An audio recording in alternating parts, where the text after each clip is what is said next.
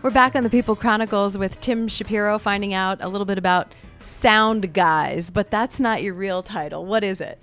Audio engineer. That's a little bit better.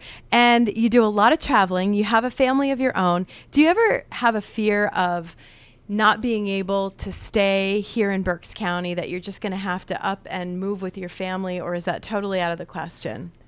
Actually, great poignant question right now. I was just offered relatively recently a position to run a sound company, which would give me a chance to come off the road. I actually have come off the road for about the last 3 years. I limited my touring because I wanted to watch my son grow up. And my wife, as amazing as she is, it was tough for her to have to deal with 2 children at home and deal with everything else. And I'm a grown-up brat. So I make more of a mess than the kids do, and for her to have to clean my stuff up is even worse. So you're more of a man for admitting it, though. So I have more toys and more trash around the house than both kids put together. So locally, I was actually helping run a video company, which stays in my industry of touring. The company I was working with is out of Pottstown, Pennsylvania, and they do everything from the inauguration for the president. We had video screens there, to golfing events, to the biggest concerts of all time. And he wanted somebody who knew touring that could kind of bring him to the touring level. So it gave me a chance to be Monday through Friday, 9 to 5, and stay home. I brought him from a 2,000 square foot warehouse to a 30,000 square foot warehouse. We quadrupled his work. He now has a product line of his own. I helped him get to a certain point, and then I kind of outgrew the position. It was starting to take a life of its own that I didn't want to commit to, and we decided it was best for me to get back to where my roots were, which is touring. But since I've left there, I've been offered, do I want to run a sound company that would be based out of Nashville? And it's considered one of the premier sound companies in the nation, largest inventory of some of the modern gear that we use.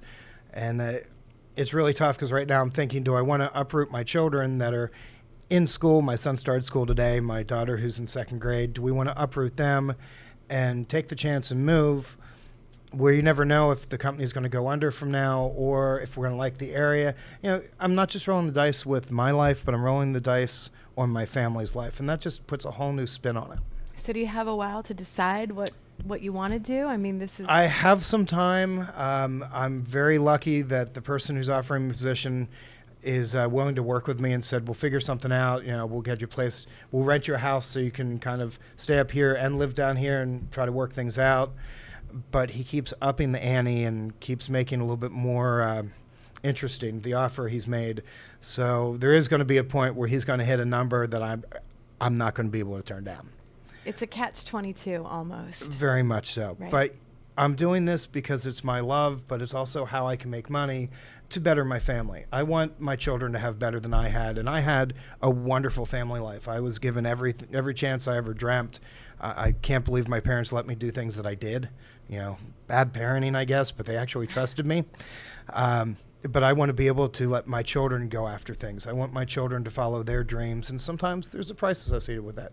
Dance classes and having to join baseball costs money, and I want to be able to provide for them the very best I can. And unfortunately, the only thing I know how to do at this point and this age of my career is working with entertainment.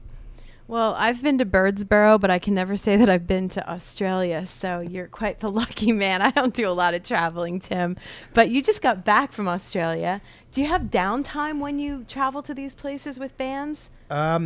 This particular tour, we didn't. You didn't have any downtime for 2 weeks. We were just joking. My wife and me were looking at my plane tickets and figuring out my frequent flyer miles. And since the first of the year, I spent a week in Canada. I spent a week in Mexico, just below Cabo San Lucas. I came back for a few days. I spent 2 weeks over in Australia. I'm back for 5 days. Now I'm going to be gone for another 5 days down to the Bahamas while you guys are freezing. Then I do come back and I have a little bit of time off. It looks like my next tour won't start till mid-March, and that's the United States tour.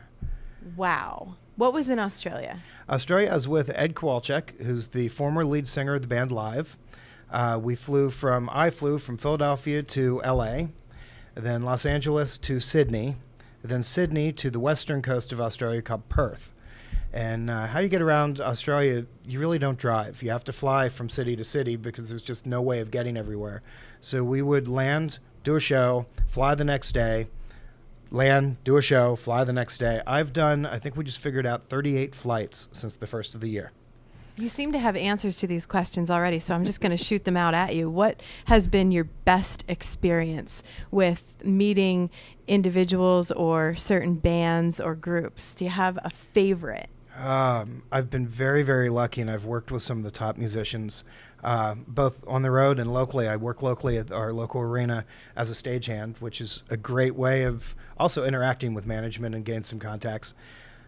I think my two biggest moments that changed my life were I always loved Elton John, and I have a friend who's Elton John's piano tech who's been with Elton for over 20 years, and I got a chance to finally meet Elton. That was remarkable. That was just a dream come true. Meeting somebody who crosses all different genres of music, as well as just stood the test of time. And my other big idol was, I'm a big fan of the band REM. And the guitar player, Peter Buck, was a big influence in my guitar playing because I'm a very bad guitar player that does open mic nights here or there just to kind of express myself. But I realized that I'm better behind the microphone, behind the scenes than in front of a microphone. I was just down in Mexico doing this event called the Todos Santos Music Festival, which Peter Buck, the guitar player for REM, puts together. And I was sitting by the pool the first day we get down there. Again, you were having snow up in Pennsylvania. I was sitting by the pool in 80-degree weather playing guitar, and this gentleman walks up to me and starts talking to me about, hey, what band are you with? And I said, well, I'm actually the sound guy for Ed Kowalczyk. And he said, hi, I'm Peter Buck. And I'm like, oh, well, yes, you are. And I talked to him every night for the 3 nights that we're down there, and we would sit and talk not just music, but about life and his children and how it's tough touring with children and how he had to do it. And it was pretty surreal, actually, speaking to somebody that I always idolized and realized he's just the same as me, just better looking, thinner, and a lot more money. Come on now. You have a Grammy. I don't. How did you get it? I worked in a recording studio at Sony Music Studios in New York City, an amazing place. It was considered the world's largest recording studio where television shows were done as well as albums were recorded. They only dealt with the largest of large performers. We had Steely Dan there. We had Britney Spears there. I was their live engineer anytime we were doing what's called AOL sessions. We used to be able to watch concerts online.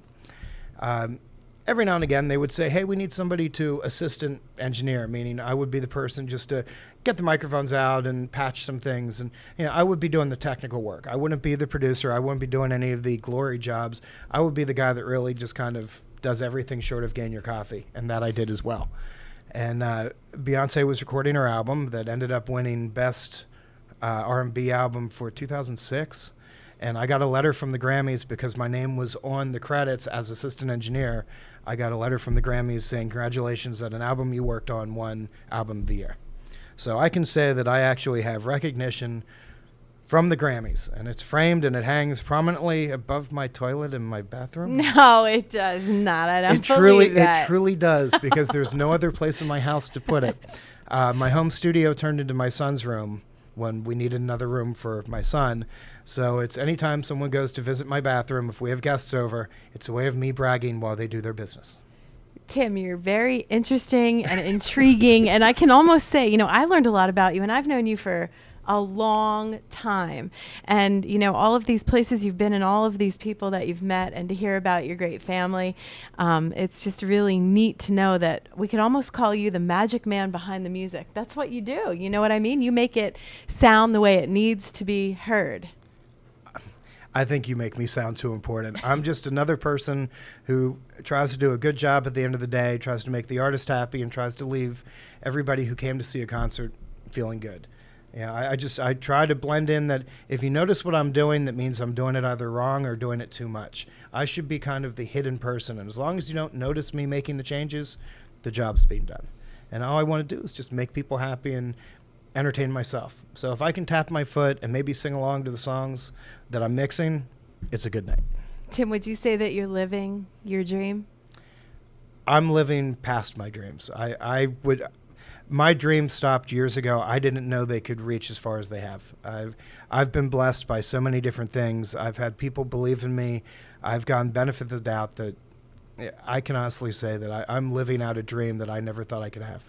That right there is a feel-good story. Excellent. So congratulations to you, Tim. And I know that there's people that are listening that probably have more questions than I did. So if you have a way that they can get in contact with you, your Facebook page, whether, your website, whatever it is that you'd like to share, that people can get in contact with Tim Shapiro. I'm on Facebook as Tim Shapiro. You can find me. It's really not tough. I answer everybody. I usually accept everybody as friends because I'm glad to have new people. So if you need my contact info, just go to Facebook, look up Tim Shapiro, Reading, Pennsylvania, and you'll find me. All right. Thank you so much. And good luck amongst your travels and with your family as well. Thank you so much. I appreciate you having me. I'm Jackie Hoffman, and we had a wonderful experience getting to know Tim Shapiro on the People Chronicles.